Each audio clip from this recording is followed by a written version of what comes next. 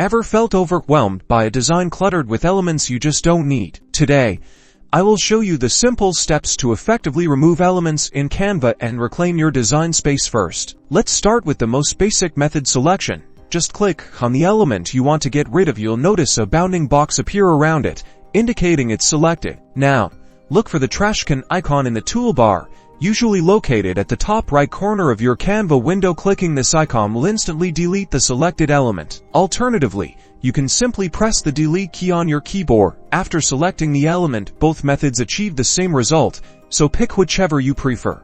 Sometimes, elements are hidden behind others. This is where the Layers panel comes in handy. Find the Position option on the top right menu, and then select Layers. This will open a panel showing all elements in your design stacked on top of each other. From the Layers panel, you can easily select a hidden element you want to remove, and then use either the delete icon or the delete key.